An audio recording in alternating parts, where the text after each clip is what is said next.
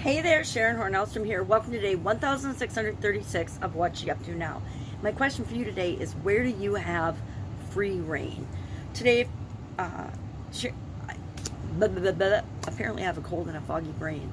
So today, for Supersize Your Business, my Supersize Your Business for Female Entrepreneurs group, we talked about the idiom, the contribution-related idiom, to give free rein. And free rein comes from horseback riding and the fact that we control horses with reins, and that helps to determine how fast or slow excuse me they'll go and which direction they'll go. It's how we turn the horse and slow it down and speed it up. And I talked about, with respect to that, we give people freedom and free rein in our businesses when we're building and growing our businesses in certain areas. But we need to be careful, because a lot of times we will give people free rein without paying attention and setting a framework up for what the behaviors and beliefs and expectations and ethics and morals and values are for our organization. And it can be our businesses, it can even be our families. Some members of families get free rein to do whatever they want, be as wild and crazy, ethical or unethical as they want, depending on the standards expected in that family.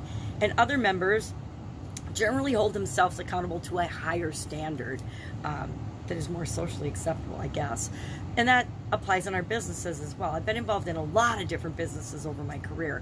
Some I actually, in corporate America, left because I didn't agree with the values and the ethics and the way they were doing business in certain areas and aspects. And I shared the story of one business that I was with, that the sales department ran the show and anything went. They would promise customers anything, even though we were not technically capable of meeting the things that they promised.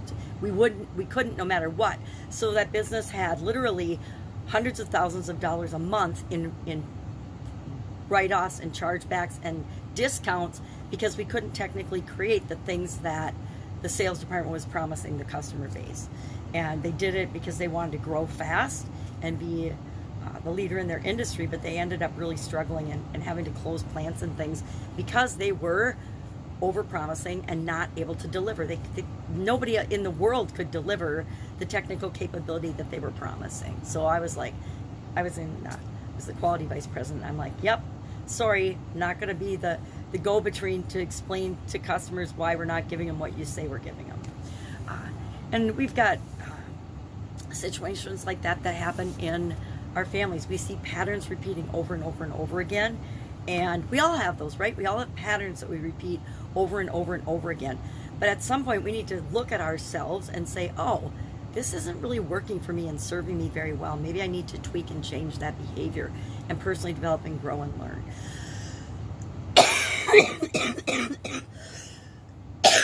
Excuse me, coughing. So we talked about that. And then for the annual challenge today was day 198. We talked about freedom being a divine right.